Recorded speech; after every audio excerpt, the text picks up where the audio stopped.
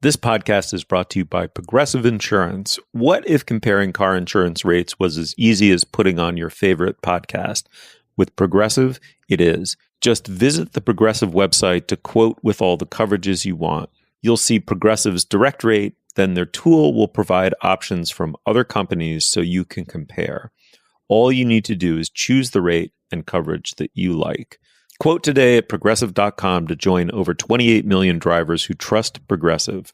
Progressive Casualty Insurance Company and Affiliates. Comparison rates not available in all states or situations. Prices vary based on how you buy. When we made our McDonald's Spicy Chicken McNuggets, you were praise hands emoji. Then we ran out, and you were streaming tears emoji. Now they're back, so you can be grinning face with sweat emoji. Order ahead on the McDonald's app.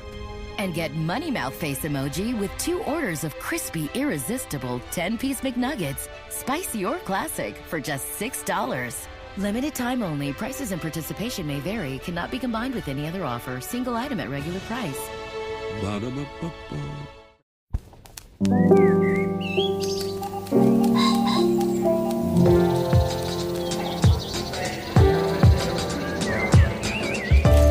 I'm Stephen Metcalf, and this is the Slate Culture Gabfest Civil War, What Is It Good For edition. It's Wednesday, April 17th, 2024. On today's show, Civil War. It's the new feature film from Alex Garland, he of Ex Machina fame, Annihilation, the TV show Devs. It's about a not-so-distant future dystopian journey through a collapsed and war-torn America. It stars Kirsten Dunst as a benumbed but legendary war photographer. And then Jerrod Carmichael Reality Show. It's just what it sounds like, and yet like nothing else in the universe. It stars the comedian Jerrod Carmichael, and it's an unsettling confessional regarding masculinity, friendship, fame, and coming out relatively late in life as gay. And finally, gaslighting, like trauma and narcissism before it, is a clinical reality that went universal in the pop consciousness. Does it still have any meaning? We discuss a provocative New Yorker piece by Leslie Jamison. But joining me first is Julia Turner, now of the Annenberg School at USC. Julia.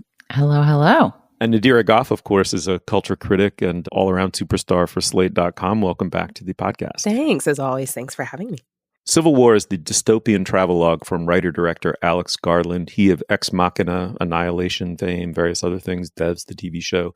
The United States is now divided into 5 major regional factions. The president, such as he is holed up in the White House as forces close in on him. America is a giant no-go zone through which 4 dedicated journalists have decided to go. What follows is a grotesque, picaresque journey through a burned-out, bombed-out America. The goal of reaching the White House and interviewing and photographing the president, played by Nick Offerman. The key figure here is a photographer named Lee, played by Dunst. She's a legendary photographer and war junkie whose only goal is getting the shot. To do that, she's learned how to compartmentalize all her feelings. She does, however, in all her work, have a single overriding message for the world. Don't do this. The film also stars Cailee Spaeny, she of Priscilla, Wagner Moura, and Stephen McKinley Henderson. In this clip, we hear aspiring photojournalist Jesse, played by Spaeny, trying to convince Kirsten Dunst's Lee to let her join the group on their way to and through the front lines. Lee, I'm sorry for jamming my way into your ride, okay? I know you're really angry about it, and I know you think I don't know shit, but... I'm not angry about that, Jesse. I don't care what you do or don't know. Okay, but you are angry with me. There is no version of this that isn't a mistake. I know, because I'm it. Joe and Sammy are it. It's my choice. Right. And I'll remember that when you lose your shit, or you get blown up, or shot. All right, Julia, let me start with you. There's the conversation about the film as a film. I mean, it's, I think, expertly suspenseful and some ways an amazing success. And then there's a meta conversation about the ideology of the film, or really the kind of radical absence of ideology in the film, recognizably so. It's hard to know who's fighting whom and why exactly in this American Civil War. And people have taken Garland to task for that. What did you make of this movie? First of all, we discussed the film Men by Alex Garland a couple years ago, and I have not hated a film and disrespected a film. As much as I hated and felt contempt for men, I can't remember disliking something we have consumed that much in many, many years.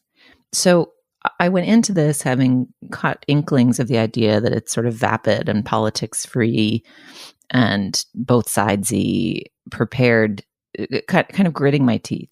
I thought this movie was great. I thought this movie was really well made, really powerful.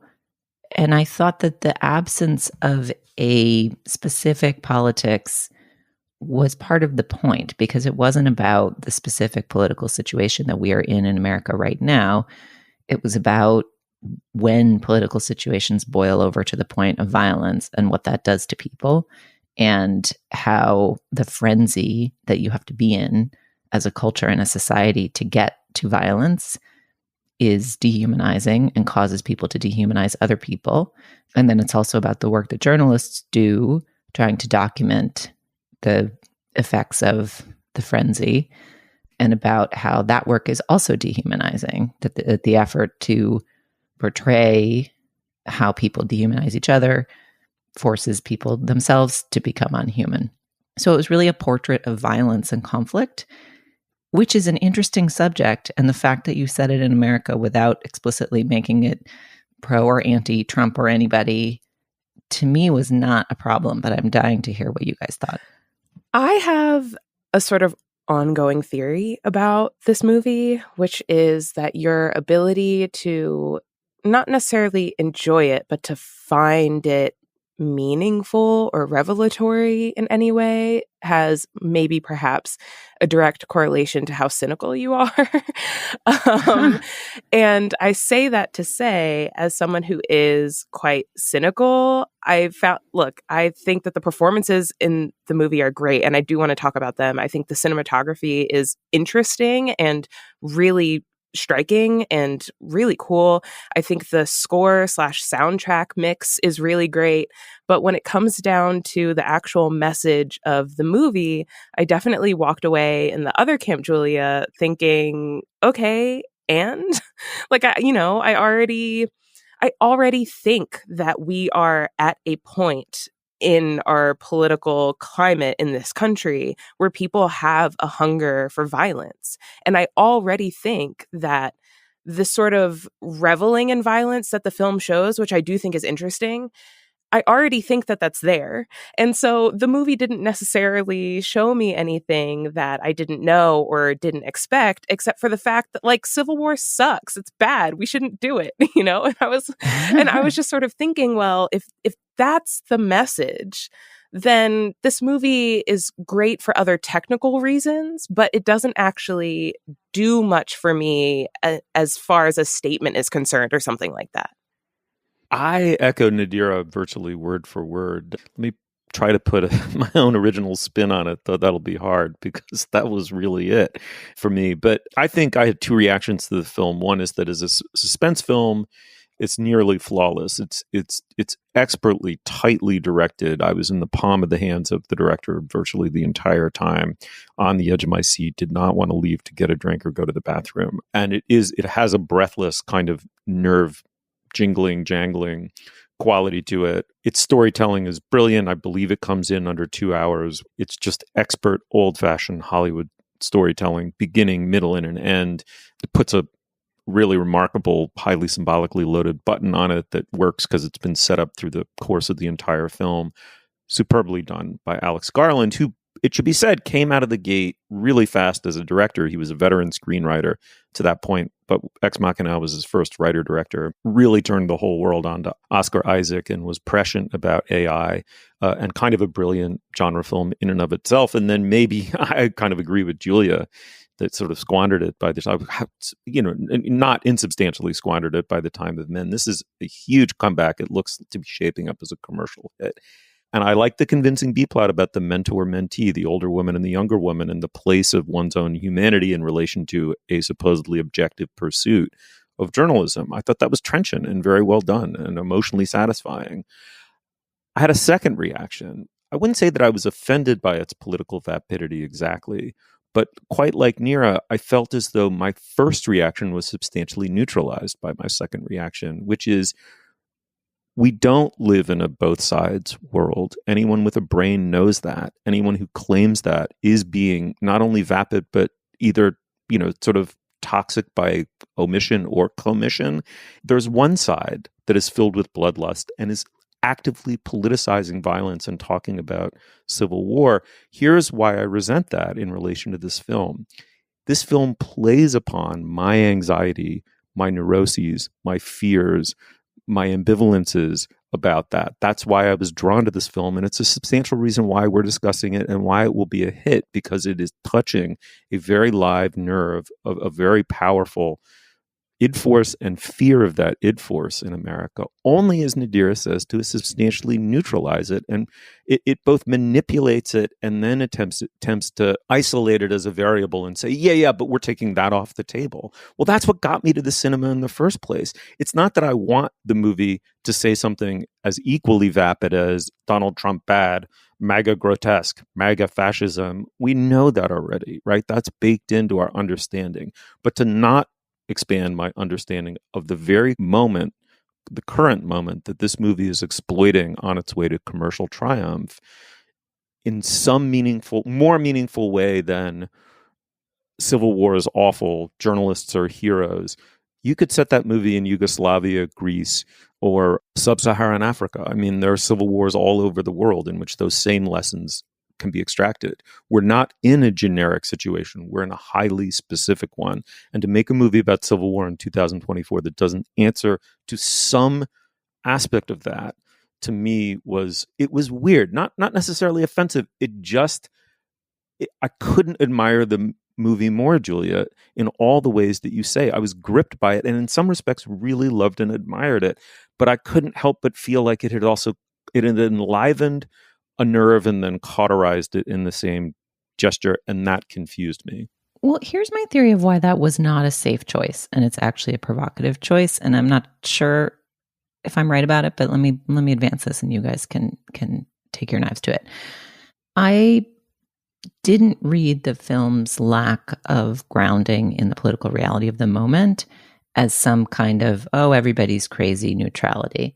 But I read the fact that photojournalists and journalists generally were the protagonists of the film, and I don't think they're presented uncritically as heroes, was about how when you are in an oppositional state, your relationship to the truth becomes challenged because you're under threat. And I do think that across the political spectrum, we've seen that. I agree with you, of course, that applying both sides mentality to our current political climate does not make sense. But I do think the tendency to reach for the facts that confirm what you believe does exist across the spectrum in different ways, not to the same degree, not with total equivalency, but it's a human tendency that is dangerous. And so I read the film as kind of being more about that and the rise of that and the people who are trying to combat that, but the fact that they are themselves in a very tenuous position. Like, it wasn't like rah journalists, they're just going to keep doing their stuff and it's totally unproblematic. It was like the people who are drawn to this work are weird, Yes. are adrenaline junkies, have their own moral failings and they have to dehumanize to portray what is lost when other people dehumanize. And that's fucked up. Like, I what I liked about the movie was that it was actually, Nadira, that it didn't have a message, that it was not actually trying to drive home a point.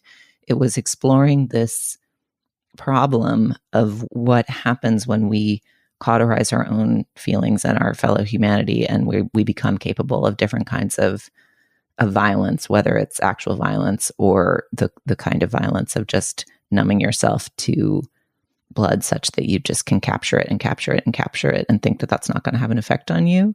And I think the arc that Kirsten Dunst's character has, and we should come back to that performance, Nadira, I agree, because it's fucking incredible. And this movie coming out in April is nuts to me because I feel like she should be on the Oscar list for that. Her arc is about her reckoning with that. And, as she's sort of passing the torch to this younger journalist, like, she sort of has the right instincts, but she also kind of is a wild child adrenaline junkie. And we'll see what kind of storytelling that journalist produces over time, you know? And I think for me, that all sounds amazing. And I wanted to feel that. But I guess a part of my issue is I 100% think that the idea that your relationship to truth becomes challenged is one that we reckon with, is one that happens, is one that's dangerous, as you said.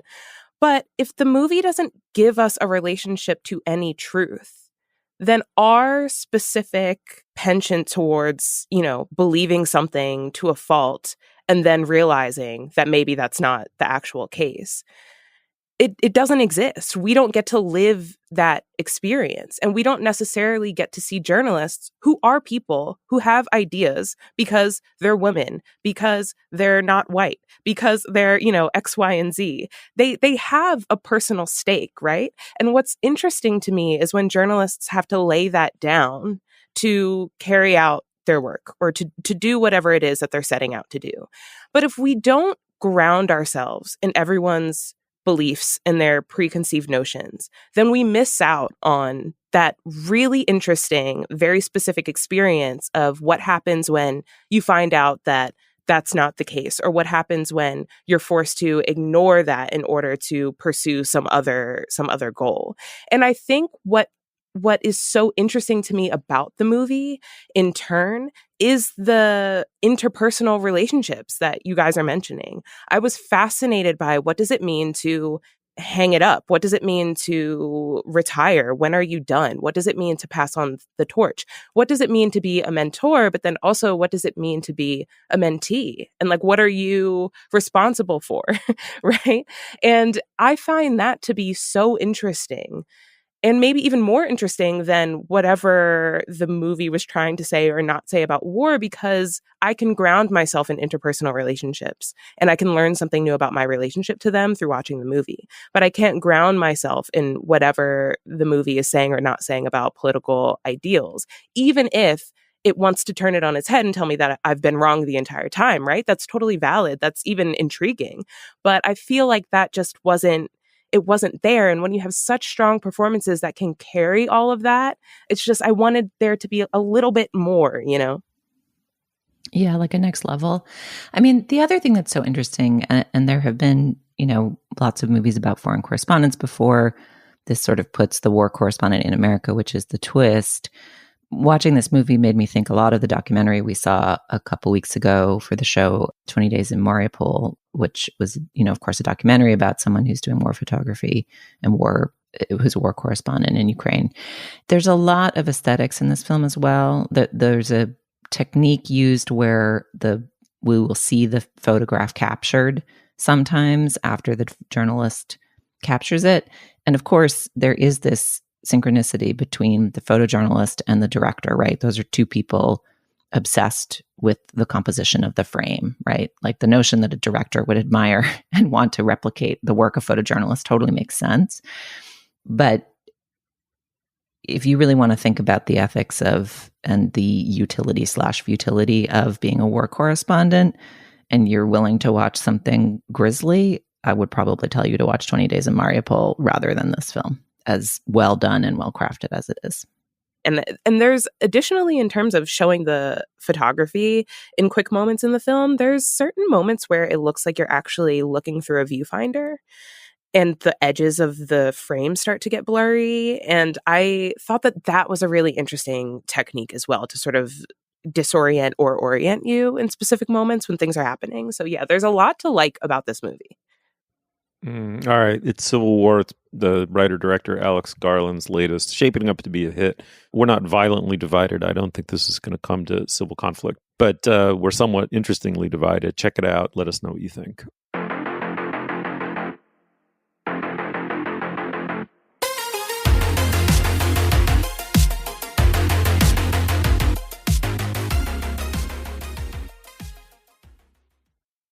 Tired of not being able to get a hold of anyone when you have questions about your credit card? With 24/7 US-based live customer service from Discover, everyone has the option to talk to a real person anytime, day or night. Yes, you heard that right. You can talk to a human on the Discover customer service team anytime. So the next time you have a question about your credit card, call 1-800-DISCOVER to get the service you deserve. Limitations apply. See terms at discover.com/creditcard. The new Starz series, Mary and George, starring Julianne Moore and Nicholas Galitzine, tells a story almost too outrageous to be true, but shockingly, it is. With next to nothing to her name and looking to elevate her social standing, Mary Villiers sets her handsome and charming son George on the path to seduce King James I and become his all-powerful lover. Trust me, you've never seen a mother-son duo like this before. This show is full of wit, scandal, action, and did I mention Julianne Moore? Something this audacious and sexy is as genre-bending as it gets. You won't be able to look away. Watch the season premiere of Mary and George now, only on Starz and the Starz app. Our only item of business is to tell you about today's Slate Plus segment. It's about an essay in the Atlantic Monthly called Welcome to Kidulthood by Valerie Trapp in the April 10th Atlantic. It's about adults who have stuffed animals, blankies, or keep up some of the quote-unquote quirky conventions of childhood. The three of us will discuss the piece and our individual relationships to kidulthood, comfort, or transition objects. It should be a fun discussion. So if you're a Slate Plus member, of course, you can hear that extra content. But if you're not a Slate Plus member, you can sign up today at slate.com/cultureplus. Jerrod Carmichael is a very up-and-coming comedian. In his special Rothaniel, he came out as gay. For that special, he won an Emmy Award, and it, quote, unquote, catapulted him to a new level of fame. I'm quoting Nadira. She just wrote a wonderful piece about Carmichael and his new TV show, Jerrod Carmichael Reality Show. Your piece, Nadira, as you know, is called Who Did People Think Jerrod Carmichael Is? They're definitely going to think something new now, I would say. The show's on Max, and it combines snippets of stand-up with his private life being filmed seemingly 24/7, or at least at very key and excruciating moments. It's a confessional tour de force, I think it's safe to say either way, but it is dividing audiences.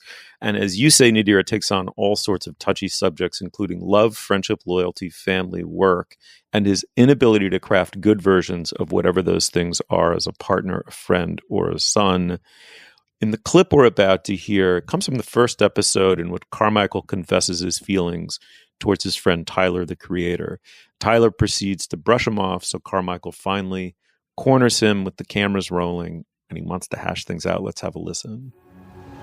Tyler's car is pulling up. Copy, we're rolling. What the fuck? I tried to have an orgy and not even this many people showed up. The reason I wanted to talk to you on camera is that I kind of felt like a distance between us. I have an idea of what it is, but what I think has made it awkward. It's because I told you I had feelings for you, and we didn't talk about it ever. That was like weird. I don't know if it was just too awkward to talk about or too.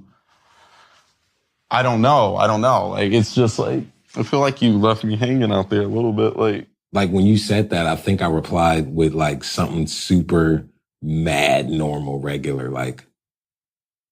You laughed and called me a stupid bitch. I did. Yeah, I did. Mm-hmm. Oh, man.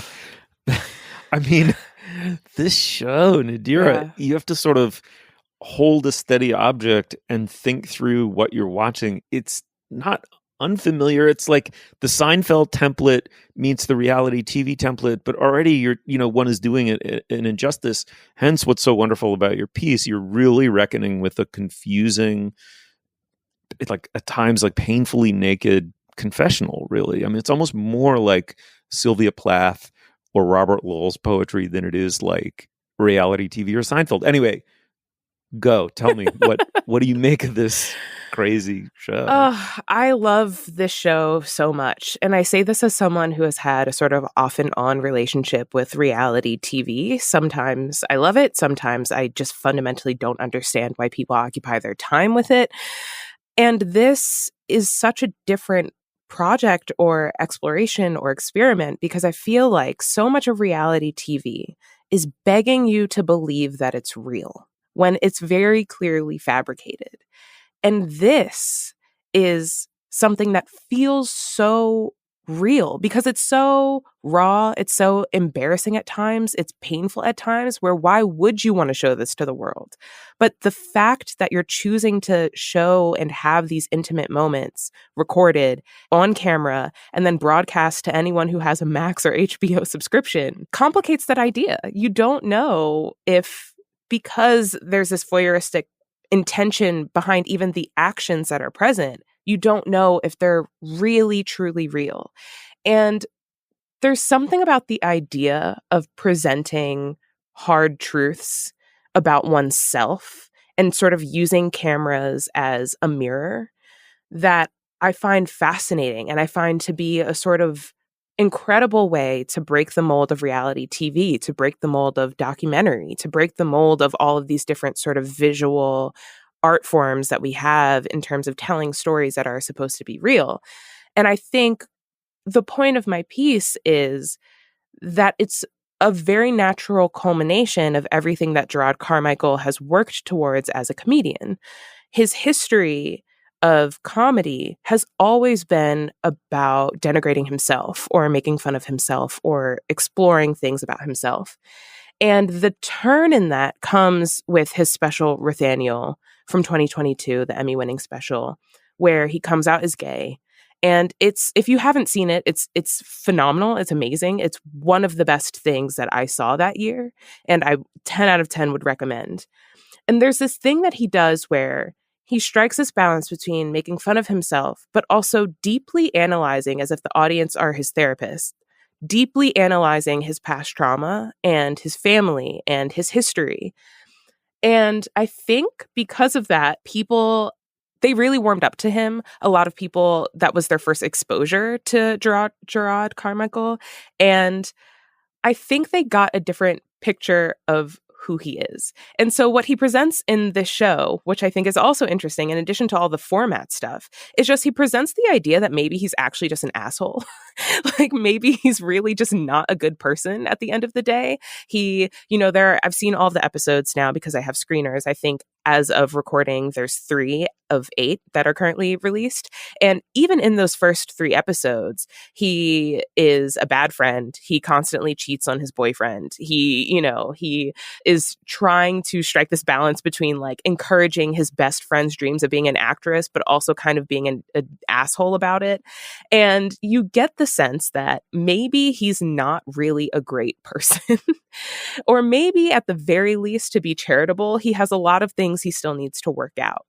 And I don't think that audiences necessarily knew what to do with that. They had the special, they want to be sympathetic to him because he came out and he's trying to navigate his relationship and relationships, plural, and settle into that and navigating sex and navigating love. And you want to give him grace and space and you want to identify with him. But then he does things that are very honest to himself, I would believe, that piss people off because they are angering. Like, for instance, the one thing that got him into a lot of controversy, which is making a sort of slave joke about his relationship to his white boyfriend.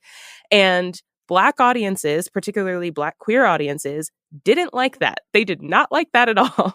And my piece and the way that I feel about the show is that it shouldn't be surprising because the history of his comedy has always been about himself pushing the boundaries of like what is okay and what is not okay. And maybe, again, he's not a good person.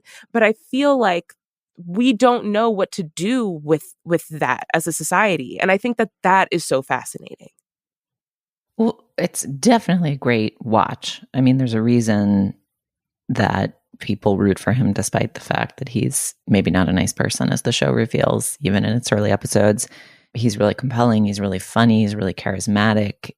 There's a reason his career is on the rise, right? He's very, very talented and charming. And you see that on display. I saw Jerrod Carmichael Reality Show on Max as the title. And even the title, the sort of deadpan title that sounds like it's a kind of the working title for the show, is like a kind of a joke, right? And so I assumed that it wasn't going to be straight reality TV. It was going to be some kind of comedy art project from Jerrod Carmichael. And, was excited for that. And then as I was watching it, I was like, maybe, is this just reality TV, but with good taste for smart people? Like, the thing I object to in the hangout reality TV, the charismatic reality TV, is sort of less the idea of voyeuristically watching someone perform their life and more just how stupid and annoyingly those shows are made, with the kind of every possibly dramatic scene you see 3 times. You see it before the commercial break, and then you see it again, and then you see the flashback to it when the people talk to camera about how upset they were when they threw the drink at the whomever or the whatever. Like, the production of those shows sucks. And the production of this show is gorgeous. It has a really wry sense of humor. It has an incredible ear and eye for the subtlety of human interaction, for the kind of tension in a quick exchange, right? There's like a little moment where his assistant calls room service to get herself a spicy margarita and forgets to get his coffee, right? And like, you know, they don't turn it into like a 5-episode arc, but it sets the texture and the tone and the comfort, and it reveals character. It's like a great little moment, and the show portrays it and then moves on. You know, neither makes it the Battle of Appomattox nor leaves it out on the cutting room floor. It just is incredibly skilled in its craftsmanship. And so I was like, oh, maybe that's the gag, is that it's just the Kardashians but elevated. And then as the plot lines unfurl, you begin to feel that you're in the presence of a extremely complicated and broken character who is trying to explicitly reckon with his brokenness, but is definitely midstream in that project. You know, there's a moment where he does something very rude to an old friend, and then he goes on like an apology tour. But, you know, as anybody who's been around a 12-step program knows, the purpose of the apology shouldn't be to make you feel better or to make you look better. The apology tour in episode 3 here feels like it's a little bit more focused on I'm a good person than I want to make amends, you know? So the 3rd episode concludes with him kind of storming a friend's home and forcing the friend to be recorded while listening to a public act that is intended as an apology, and essentially dragooning the friend into public acceptance of his contrition, which is so nasty. Like, yeah, you know, but the whole thing is so smart that I don't have the screeners, so I've just watched the ones that are out, but I think I will keep watching it because it's so smartly told that I still can't tell whether he is or is not in on the arc of that evolution. Like, that was episode 3. Maybe he's going to figure that out by episode 5 because it's moving so fast. I can't wait to watch the rest of it. I mean, there's no way I'm not going to. It's totally riveting television for all the reasons. First of all, you know, it takes what was the very weakest aspect of Seinfeld and turns it into a true strength. I mean, Seinfeld just wasn't a funny stand-up comedian. And so the original conceit of the show of toggling back and forth between his stand-up, which draws upon his real life, and his supposed real life in the fictional world of the TV show, that's wonderful here because Jerrod Carmichael is an extraordinary comic. I'm not familiar enough with the history of stand-up comedy to know how many sit-down stand-up comics there have been. But I love that he's just seated in a chair. He has such a captivating physical presence throughout the show, right? He's, for a man now in his late 30s, he's impossibly lean and really graceful in his physical presence. But on stage, on that chair, he's in a therapy session with an unremittingly pitiless therapist, which is effectively the audience. And he has this highly developed rapport with his audience. He's super conversational style, confessional style that seems totally spontaneous and unrehearsed. And yet he's one of those brilliant speakers.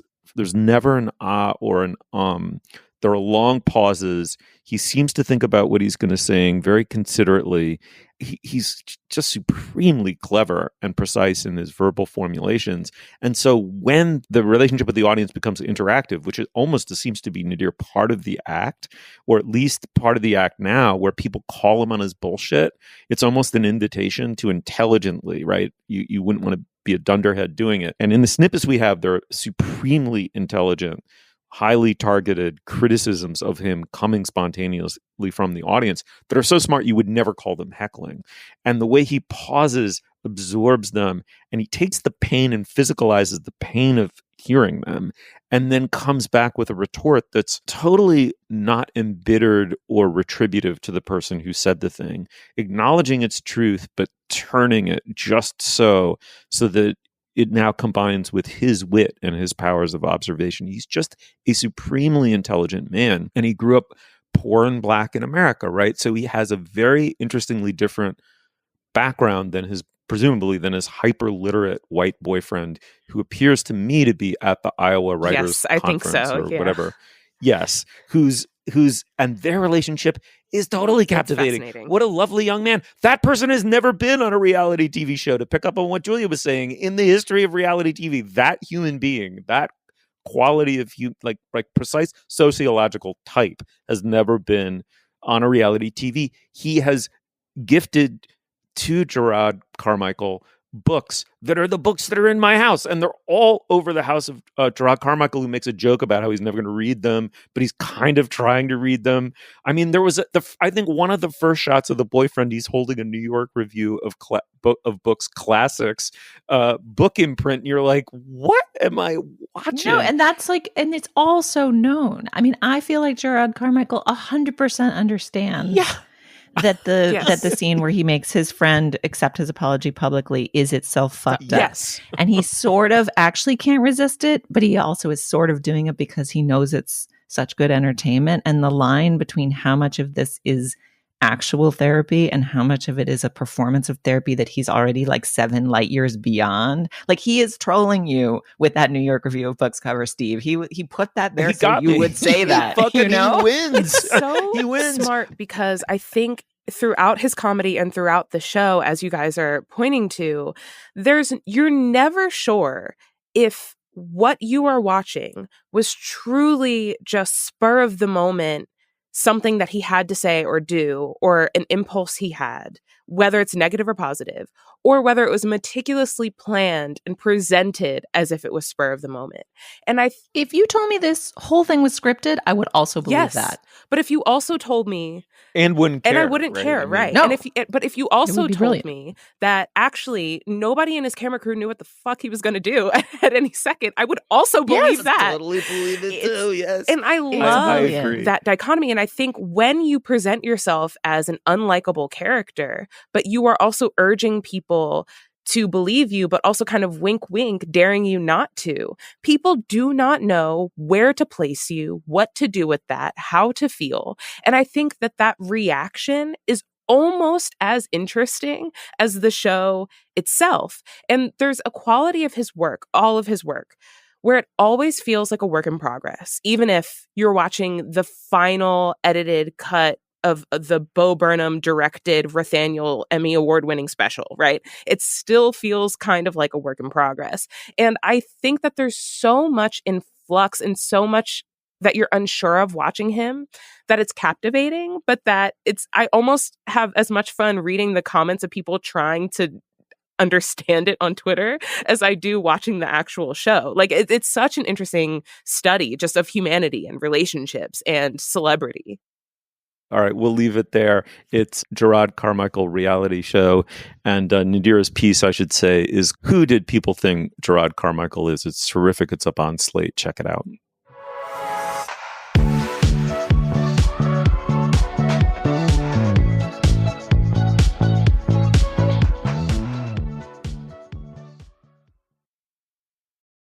Hi there, it's Julia Louis-Dreyfus. You may know me from my podcast called Wiser Than Me, where I talk to older women and get their wisdom from the front lines of life. I was amazed by how many people told me our show made them look forward to getting older, which is why I'm here to talk about season 2 of the show. Sally Field, Billie Jean King, Beverly Johnson, Ina Garten, Bonnie Raitt, just to name a few. All hail old women. Wiser Than Me season 2 is out now from Lemonada Media. The new Starz series, Mary and George, starring Julianne Moore and Nicholas Galitzine, tells a story almost too outrageous to be true, but shockingly, it is. With next to nothing to her name and looking to elevate her social standing, Mary Villiers sets her handsome and charming son George on the path to seduce King James I and become his all-powerful lover. Trust me, you've never seen a mother-son duo like this before. This show is full of wit, scandal, action, And did I mention Julianne Moore? Something this audacious and sexy is as genre-bending as it gets. You won't be able to look away. Watch the season premiere of Mary and George now, only on Starz and the Starz app. All right, now is the moment on our podcast when we endorse. Nadira, what do you have? Steve, what about our third segment? Yeah, Third- the Third segment, what do you mean well, third okay, segment? usually, as someone who is an assistant on the show, I feel like usually you do a third segment. Nadira, I have literally no idea what you're talking about. I read a whole article. I This is prepped a it. whole third. What do you mean? Nadira, this is a 2-segment show. It is, and it always has been. You're a guest on the show, and you're filling in for Dana. Now is the moment in our podcast when we endorse. Nadira, what do you have? I hate this so much. Oh, it's so cruel. Okay, the third segment, which in fact we do on the show, is about gaslighting, specifically, what would you call it? Sort of a piece of reported criticism by the author Leslie Jamison. It's called So You Think You've Been Gaslit. It's in the New Yorker, April 1st, 2000. That's funny. April 1st, 2024. I just noticed that. Anyway, it's a fascinating piece of critical journalism exploring what this now ubiquitous term means politically, practically, morally. Many people are thinking about it, obviously, both professionally and in their own personal relationships. And it examines whether, I think in a very patient and very intelligent way, examines whether it's possible it's come to be so overused as to be useless. Let me give you a couple of quotes. She quotes someone named Abramson, who says that gaslighting is an act of grievous moral wrongdoing, which inflicts a kind of quote unquote existential silencing. A therapist says that in her 20 years of practice, the pattern is confident, high-achieving women were being caught in demoralizing, destructive, and bewildering relationships that caused women to question their own sense of reality. Julia, let me start with you because you're a journalist and an editor, and we've done pieces like this before, notably the Parul Segal piece on trauma, a very similar piece saying that it was an overused and therefore quickly becoming empty phrase. What do you make of it as a piece of journalism and by the concept behind it? It's such a smart essay, and I'm so glad that Leslie Jamison wrote it. The term gaslight has been itching at me and bothering me since it became prominent a few years ago. And there have been a couple essays. There was one in The Atlantic a couple of years ago that sort of explored the phenomenon in history. But what I think sets this one apart and makes it feel to me definitive and really scratch the itch of helping me understand why the overuse of the term bothers me so much is that it takes seriously that this is a real psychological phenomenon that does exist, and also is really curious about both the victims and the victimizers here, and kind of uncovers more surprising conclusions about what gaslighting is and when it tends to happen than you might expect. So the usage that she finds irritating, which is the same way that I find irritating, is that when people are experiencing the friction of disagreement, sometimes they will accuse the person who has the opposing view of gaslighting them. And it's a way of making whomever they disagreement seem pathological and wrong and sinister and creepy and malevolent in having the temerity to disagree with them. And it kind of shuts off the debate. It's a conversation ender, not a conversation starter, because if the accused gaslighter says, well, no, I'm not gaslighting you, I just think something different, the alleged gaslightee can be like, well, of course you would say that, and you're denying my reality, which is what I think it is. So that was satisfying, that it's a way of kind of cutting off disagreement and weaponizing the fact of disagreement when it's misused. What was interesting to me about when it's used properly is sort of the kind of symbiotic relationship between the gaslighter and the gaslightee, and also the conclusion that the relationship that's most susceptible to this is the parent-child relationship, in addition to certain romantic relationships. So anyway, I just had that satisfying feeling of having an itch scratched reading this essay, and I'm curious whether you guys had a similar experience. Yeah, I thought this essay was great. I think that it touched on every aspect of how we conceive of gaslighting, as Julia was saying. And I thought that some of the quotes that the piece has are really fascinating and really interesting. There's a part sort of towards the end where Jamison interviews someone, I believe a psychologist, psychiatrist, though I'm not entirely sure. And they basically say that as much as we use gaslighting or think of gaslighting as a way to assess a relationship or to assess the person who is doing the victimizing, it's also, if you find yourself in a habit of being gaslit often, it is also a useful tool to assess yourself, not necessarily in a victim blaming sense, but more so to learn what your vulnerabilities and your susceptibilities are. And I thought that that was fascinating. That's something that I hadn't necessarily thought about. I think my issue with these conversations generally, I end them sort of feeling like, okay, well, what do I do now? Like, it's a useful term in certain cases, but it is also being overused in certain cases. And like many therapeutic terms, it is vulnerable to being used against the person who is, actually struggling in some sort of conversation or conflict or whatever.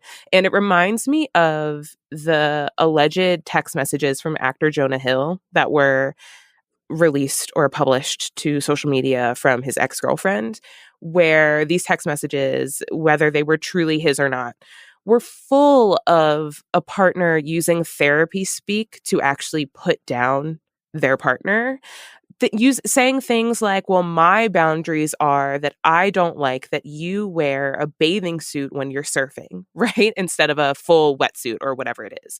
And it's like, she's a professional surfer. I think that wearing a bathing suit isn't necessarily, it doesn't fall underneath someone's boundaries, right? But it's very clear that the person in those text messages, whether it is Jonah Hill or not, has used therapy speak to manipulate their partner. And I just think that it happens. It happened with negging. It happened with parasocial. It's happening with gaslighting. It just happens. And so I don't necessarily know what to do after I read these, even if they're very well crafted, very well thought out arguments or explorations of a word and its overusage. I don't necessarily know what to do with that information. And I think that that is kind of where I landed with this, but I do agree that the piece itself was very good. Yeah, no, I thought it was terrific. I mean, I think that in the aftermath, especially of Me Too, at the height of Me Too and the Weinstein revelations, there was an emergency rebalancing that had to happen. And it concerned the power relations between men and women. And it, by necessity, it had to be highly gendered, right? It had to, its basis had to be identity politics in a healthy way, because going into so many relationships between men and women, the field is so tilted in favor of men. Obviously, in the case of Weinstein, massively so, that treating it like an ordinary interpersonal relationship between two equals was nonsensical and would repeat the cycle of victimization. The problem then comes when we pretend that it alleviates what can often be a fundamentally epistemological problem, which is, most relationships involve a high degree of subjectivity and feeling and lack a corresponding neutral third party or objective standard of judgment. As one of the people says in the piece, this is often people involved in romantic relationships. And it is possible, and I think what the piece points to, Julia, as you sort of indicate, is that it's possible for saying to someone, "You're gaslighting me," to be the ultimate gaslight. And you've gone from, if pushed too far, you go from a necessarily politicized, or I should say necessary politicization of romantic relationships and power relationships based on gender, to a sort of Henry Jamesian nightmare where the truth disappears completely into two co-equal people's feelings. I mean, think about, to make it a little more concrete, think about romantic relationships. The essence of a romantic relationship is that reality as an entirely neutral thing disappears. I mean, they're based entirely on a set of highly subjective feelings, as the piece argues quite intelligently, often rooted in one's earliest relationships with parents. And secondly, within romantic relationships, power is often radically unstable in its distribution between the two parties, and very often doesn't track race, class, and gender. I mean, it's not that it neutralizes those are never neutralized. But the idea that you can look at two people and say, because one is a man and one is a woman, because one is black and one is white, because one is fill in the blank, like one was born rich and one was born poor. The idea that power distributes in a romantic relationship based solely on those things is false. And so the idea that you can resort to that as the objective fact of the relationship, therefore this party owns the right to their subjectivity over the other person's right to subjectivity, and therefore gets to say, you are gaslighting me with authority, I think that's false. And I think that that ends up being almost completely demolished by this piece. Well, she does talk about the fact that the pattern tends to be that the person with more social power of whatever kind has more ability to cause, actual gaslighting is when the gaslightee is caused to question their own perception of reality and no longer even understands what's true and what's not, which I think is also sort of a useful distinction from just the gaslightee being like wounded by your actions. But right. I mean, I think it's really interesting actually that the smartest essays about the overuse of trauma and overuse of gaslighting were written by Parl Segal and Leslie Jamison. Parl Segal, incredible critic of books, fiction and non. Leslie Jamison, a novelist. Like, there's a way in which being a novel or seeking to understand the novel is sort of about trying to understand different psychologies and doing it with a goal of the empathetic understanding of the lived experience of everyone from, the most worthy human on earth to the biggest monster that ever lived, so that the kind of almost clinical eye that is applied in both of these essays to like what the actual emotional harm is of the clinical version of these things and how they've become slippery in their definition and discussion and our understanding of an array of personal and political dynamics is, I think, part of what distinguishes them. And then to come back to your question, Nadira, like, I don't know that the goal is for it to be actionable. To me, I think there are two different ways in which these terms can be used dangerously and badly.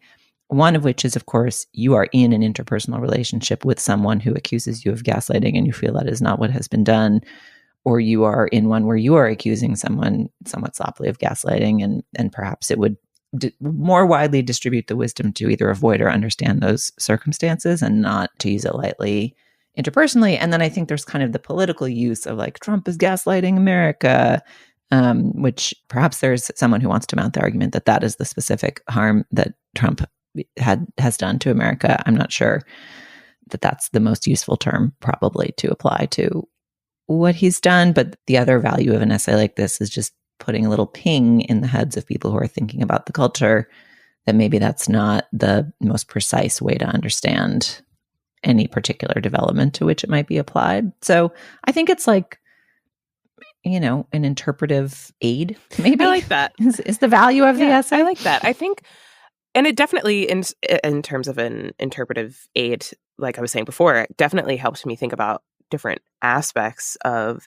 gaslighting. One thing that I think it sort of touched on, it got near to, but didn't fully go there, which is understandable because it goes so many places that I didn't necessarily feel like it needed to. But I always think of gaslighting in its sort of most invasive form as being structural or institutional. And I feel like when we think or talk about gaslighting, we never really talk about the fact that it can be systemic. And it's this piece almost gets there where, there's a sort of entire experience of marginalized groups that have been gaslit, whether by the government or just by like the structures that be. And it kind of touches on specific instances of that, like women, being underdiagnosed for endometriosis because their pain isn't taken seriously in all of these kinds of situations. And I think that is also a sort of untapped well of discussing gaslighting as a tactical method to manipulate or to coerce or to oppress. And I like that the piece touched on it and sort of got close. But yeah, it's something that I sort of always think about when I think about gaslighting, but I find that other people really confine it to that interpersonal, expressly romantic situation, and then like not even saying anything about parents, which this article says a lot about. Well, the piece is So You Think You've Been Gaslit. It's by Leslie Jamison. It's in the April Fool's New Yorker. All right, let's move on.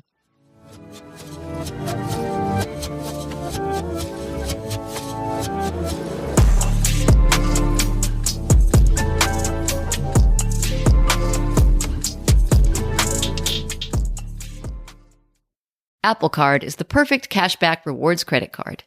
You earn up to 3% daily cash on every purchase every day. That's 3% on all your favorite products at Apple, 2% on all other Apple Card with Apple Pay purchases, and 1% on anything you buy with your titanium Apple Card or virtual card number. Visit apple.co/card calculator to see how much you can earn. Apple Card issued by Goldman Sachs Bank USA, Salt Lake City branch. Subject to credit approval. Terms apply. All right, now is the moment in our podcast when we endorse Nadira. What do you have? So I have a few endorsements, like always. The first two will be very quick. The first one is that I saw The Wiz, the new revival of The Wiz on Broadway, and it was really fun. It was modernized in what I think is a smart way, and my mother and I loved it. And so go check that out if you're in the area or if it goes on tour.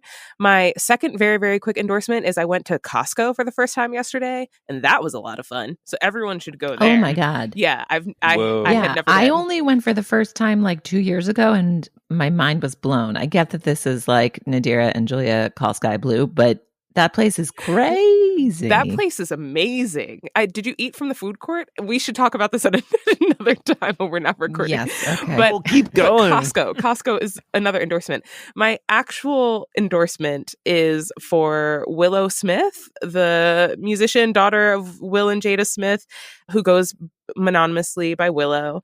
Her recent single called Big Feelings dropped, I want to say last week. It's the first single for her upcoming album Empathogen, which I believe drops on May 3rd. And Willow has just had such an interesting career thus far. She popped off of the scene with Whip My Hair when she was very, very young. I think that the experience of that song going mega viral and being really popular kind of was a bit scarring for her in the way that she immediately became a product.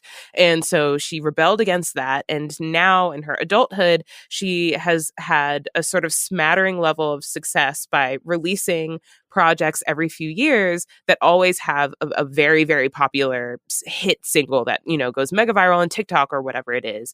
The most recent one was 2020's Meet Me at Our Spot, which went viral. And ever since then, she kind of, she just releases songs here and there, but she's not the big name that you would think of when you think of the daughter of Will and Jada Smith. And I think what that has afforded her is the ability to be really experimental with her music and to learn different genres, to really learn the voice as an instrument and the guitar as an instrument, to work with people from all different walks of musical life. And she has arrived at what I'm excited for, which is her upcoming album, but specifically if the single Big Feelings is any indication, she has arrived at this really interesting flux of genres. It's like part jazz, part pop, part just, I guess, contemporary, whatever, contemporary popular music is today. And, it plays with instruments and time signature and all of these things. And her voice is used really intricately on it. And I love the single, but I'm just really excited for the entire sound of the album, for what she does in the future. And so my endorsement is just for Willow and for following her career and checking in with her every now and again to see what she's releasing, and specifically for the single Big Feelings. Wait a Minute and Meet Me at Our Spot are two of my favorite songs. I mean, and it was exactly that, and you're just amazing. Like, why isn't this person? It's like the anti-Nepo baby or something, right? Like, not getting forced down anybody's throat, and the product is fucking amazing. It could have come, if it had come from anybody else, I almost think she'd be bigger right now. So I'm super psyched too. Julia, what do you have? Well, speaking of places where you go and they make you mad with consumer frenzy and you buy everything you see, a.k.a. Costco, I was recently in the bookstore at Heathrow Airport, and there is nothing that will make you lose your mind like an airport bookstore with half an hour to kill. Somehow, despite being on the way home with overstuffed bags to a house full of books that we haven't read, my husband and I went on like a total shopping spree and we're like, maybe I will read this weird book about the history of Albania. And among the books that we bought in the Heathrow bookstore, which I thought perhaps was going to prove to be a British rarity that would be hard for our listeners to find, but in fact is the product of a Los Angeles-based puzzler and available through American publishers, is Myrtle. Are you guys aware of Myrtle? What? No. Okay, so Myrtle is essentially what if you crossed an LSAT logic puzzle with a murder mystery. It's like a little daily puzzle where you get a bunch of like clues and descriptions about like, well, if, character A is X and character 3 smokes cigarettes and character B has green eyes, and then here's a bunch of facts and figure out who did the murder with what where. It's like Clue plus Sudoku. And so anyway, I picked it up thinking like, oh, maybe this would be fun for the plane. And then as I was traveling with my 11-year-old boys over vacation, we started doing it. And it was just like the perfect level for that age. Fun little puzzles, like a good thing to do kind of at dinner, waiting for the food to come, smartly written. Sometimes just the execution of a puzzle like that will either make you want to jump out a window and stab your eyes out or be tolerable company. And this one definitely is in the pleasant company category. And there are 3 compendiums of Myrtle. Is it compendia? Anyway, there are 3 books of Myrtles out there. We're about halfway through book 1. The puzzles seem like they get a little bit more complicated as the book goes along. And I don't know if they reset book to book or get harder and harder. Anyway, Myrtle. That sounds amazing. If you're bored of Sudoku and spelling bee, try Myrtle. It's not a British rarity that's not available on these shores. You can just pick it up anywhere. Bookshop, bookstore. So I'm glad I schlepped at least that one home from Heathrow, and I do not yet know any more than I used to about the history of Albania. I can't wait to try them. I love those kinds of like thinking puzzles. Yes, and I should say these are the product of G.T. Carber, who is the LA-based mystery aficionado and puzzle maker behind Myrtle. Going to check it out immediately, along with the new Willow songs. Okay, so this is a endorsement that builds on a previous endorsement, but I promise it goes someplace importantly new. Becca Rothfeld is the book critic for the Washington Post, and I was aware of her being a tremendously good daily paper critic on the order of Dwight Garner, and really admired her stuff when I read just a fabulously intricate and beautifully argued, and in many ways appropriately ruthless takedown of a writer. I won't pile on and name the writer again, and that led me to her forthcoming book, Things Are Too Small. Actually, forthcoming. It's out. It was forthcoming when I was led to it. It's now out. Things Are Too Small by Becca Rothfeld, which I've now read most of in preparation for a segment we're going to do with Becca Rothfeld next week. That's the importantly new place. So agenda item number 1, please go out and purchase and read Becca Rothfeld's Things Are Too Small. It is so incredibly good. And secondly, let me tell you exactly why, in addition to being homework from us. It's such a, I will say Macmillan's website does a really good job of summing it up, so I'm just going to quote that. A glorious call to throw off restraint and balance in favor of excess, abandon, and disproportion. And it's more than that, and they get at that as well. It really is, it's a political book in ways that I don't think I fully understood it was going to be going in, but I found myself totally convinced of and very moved by, in some sense, that it's sort of a just take on the limits of justice, and that justice has certain realms in which that should be the governing concept. And she brilliantly invokes John Rawls, who appears to be her favorite political philosopher. He's probably my favorite political philosopher as well. And then all these other realms that we've imposed justice upon, namely culture and interpersonal relationships, or at least a reductive notion of justice, in part because we're frustrated that we couldn't successfully impose it on the world of economics and politics. And so we're looking to equalize certain things in other realms where equalizing is totally antithetical to the nature of, for example, art, or the way we live, or where we live, or how we decorate.